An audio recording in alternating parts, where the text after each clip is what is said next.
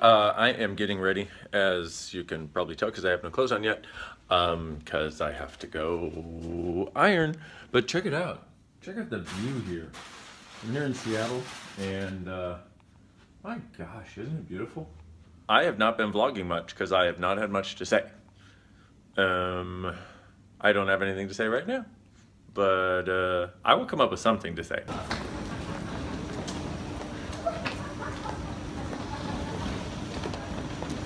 So check this out. We just arrived, right? We got a lot of people here going to the castle tomorrow. Okay, here's all the people. But look at all these friggin' Ramoas. We need to seriously get we some. We should have Ramoa, like, you know, we need some Ramoa sponsorship.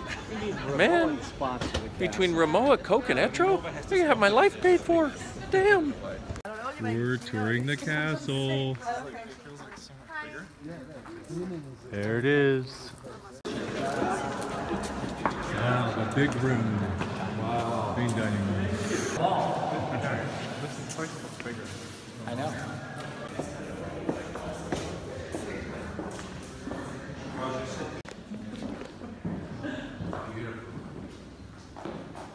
Hey everybody, this is me. Well, obviously it's me. We are exploring the castle that we're buying in Italy. Just beautiful. And here's the village outside of it and the Italian countryside. It's like, seriously? And I mean, this is seriously a labor of love because there is a lot to do and a lot going on here. This will be where Dain does his SOP sessions. I like it. I feel like we're in the Blair Witch Project. I feel like I am the Blair Witch. I am the Blair Witch. Here, wait, hold on. Here, wait, hold on. Let me... Beetlejuice. Beetlejuice. I am the Blair Witch. You know, one of the greatest gifts of my life that I get to do is actually see people change and become reinvigorated and alive again. And that's exactly what we're looking to do with this castle. You know, so many people just want to come into places and use them up and make money and basically take. That's not why we're here. That's not what we want to do. What we want to do is we want to contribute to the people in the surrounding town, and we want to bring people here, and we want to revitalize this and make this greater for everybody. I'm just thrilled. You know, I'm really friggin' excited to be able to be here and participate in this, to be able to contribute to this. And also, you know, if I pointed out each person around the table and their, you know, unique skills and abilities and their unique quirks, I mean, it's like, it's just, you know, this band of merry revelers who each do our own thing and all somehow come together magically to create. Perhaps as part of the vlog, I'm not sure if it will fit in or not, I'll add the video from Castle Borgone that we just did on a drone with a good friend of ours singing in the background. It's really beautiful. Ave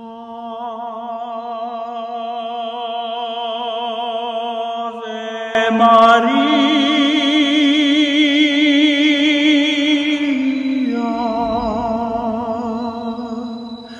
gratia plena.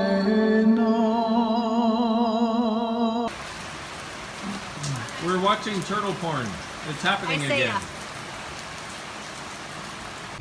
People wearing their jock straps on their heads. I'm so glad I just turned on the video to record to hear that. Hey everybody, it's us. We're on the bus. Hey! And yes, we're on the bus. We're on our way to Roma. We just got to Rome. The adventure continues. Lovely Roma. And the people. I don't know what it'll be like not traveling with 12 other people. Almost be like being alone. Oh my God. And now we're having Italian breakfast. Real Italians. There you go. And check that out. Italian breakfast. Cookies. And mine. Okay, so you got to see this Italian hot chocolate. It is one of the best things you will ever eat.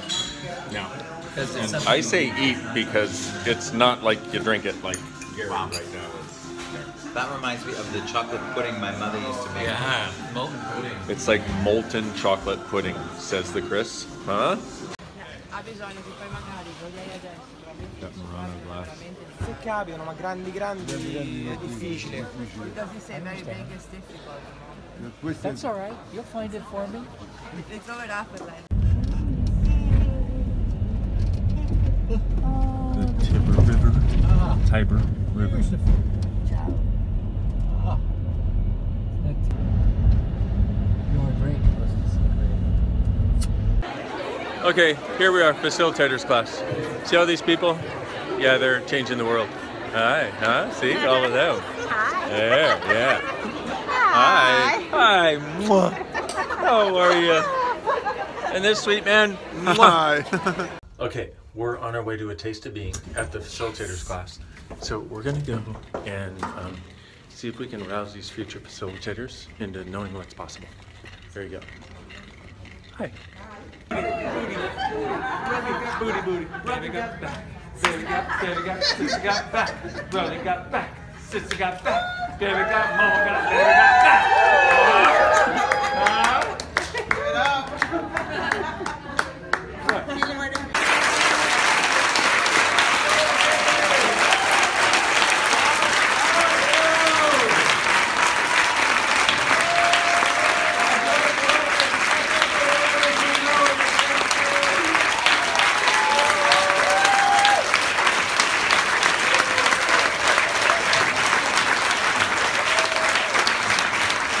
I am, you can hear the music in the background. My friend Giuseppe and I are heading to the airport. I'm leaving Rome and going home for a week.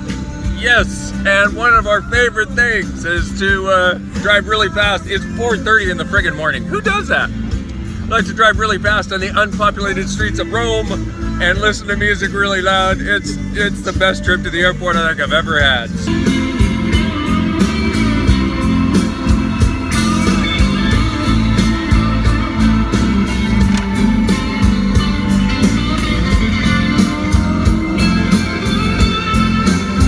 So I just got home from this, I don't know, I guess I was away from home 5 weeks this last trip. One of the things that I've come to be aware of and, you know, in this journey in the last 17 years is that when it's time for something greater, a lot of times what used to be will not seem like enough. But it takes some time for whatever that greater thing is that's desiring to show up or that you have the capacity to create. Sometimes it takes some time for that to show up.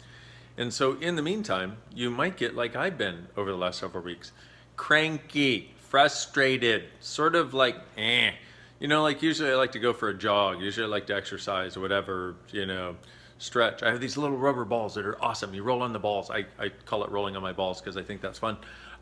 You know, so I roll on my balls, you know, and stretch. It sort of takes the kinks out of your muscles and all that sort of thing, and it's wonderful. I haven't even wanted to roll on my balls. Now, you know I'm cranky if I don't want to roll on my balls. I'm just sort of like this sort of weird, withdrawn, uncharacteristically not desiring to talk. And I know there's something behind it, or there's something beyond it, or there's something greater than that, but I'm kind of like, you know, there's so much that I would actually like to say to you, and there's so much that I feel like can't be heard. Now, having said that, as I often do, as soon as the words come out of my mouth, I start having the awareness. I'm like, I guess I actually just realized that now more than ever is required those of us who have a different voice, something different to speak and something different to say, or something different to be. It's time for us to actually be it. I see a lot of, as I'm sure we all do, you know, I see a lot of hatred. I see a lot of unkindness that's being given free voice and free reign in our world right now. And I'm looking at that and I'm going, you know what? I don't want that as my world. And I don't desire that. And unfortunately for a while, I guess I let it sort of slow me down. And that stops right now. Okay. So, fuck. Just fuck. Why fuck? Because I know this, right? I've been doing this for many years at this point, and I know not to let the haters get you down. I know not to let the separation get you down, and you know what? Even I sometimes got to go through a few days of whatever you got to go through to come out the other side. Guess what I'm doing? I'm going riding. Yay! It's just...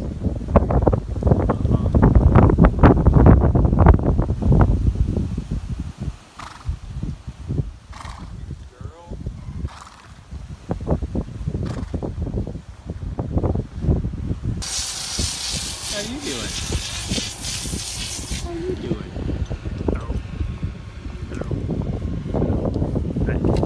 Just got back from riding my horse and wow.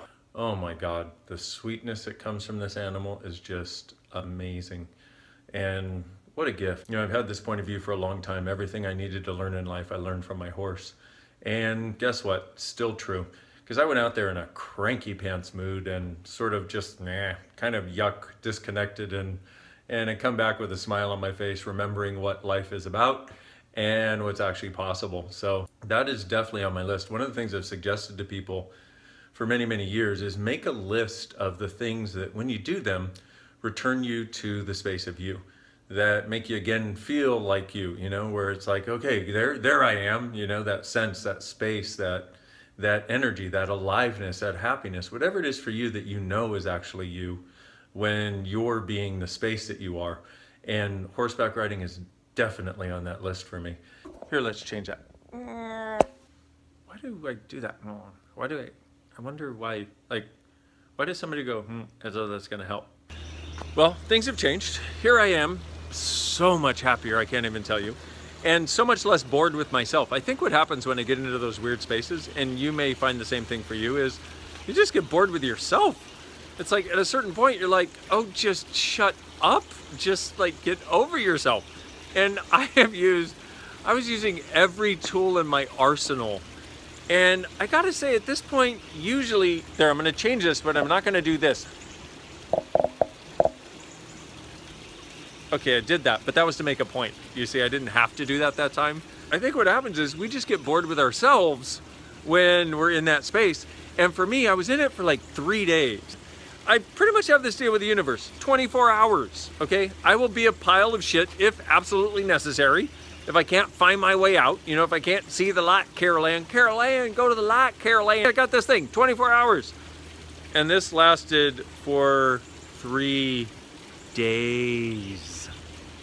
3 days. These trips, you know, I go on and I facilitate classes and I do all this really cool stuff and get to see these amazing, oh my God, amazingly courageous people around the world and get to facilitate them in seeing how beautiful and amazing they are. And I think what happens is, I think I've got this thing and I'm just finally realizing it. It's only taken me 17 years. So anyway, I think what happens for me is, I can't necessarily do this thing of going through that major personal change when I'm facilitating other people, although I do still.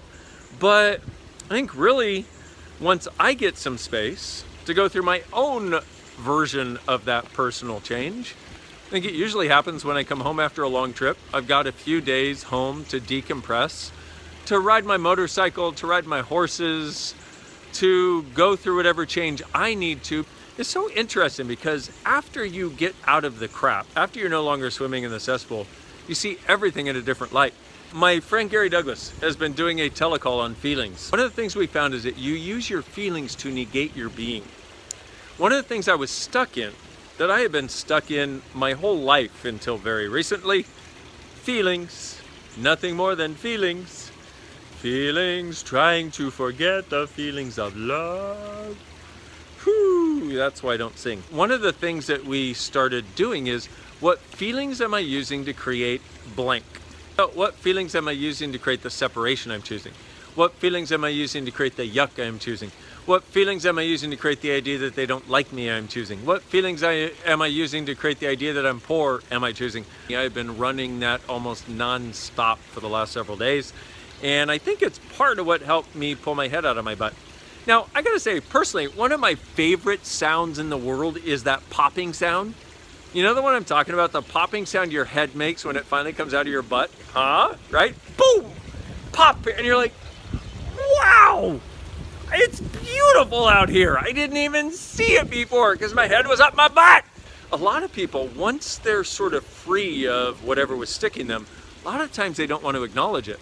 One of the things I found is, once you acknowledge something different, it starts to actualize in your life. In other words, it starts to become part of your life. In other words, it starts to become the new reality from which you function.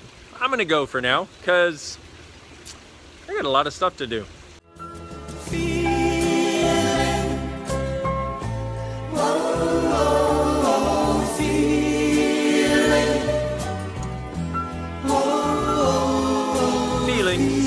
Nothing more than feelings. Feelings, trying to forget the feelings of love.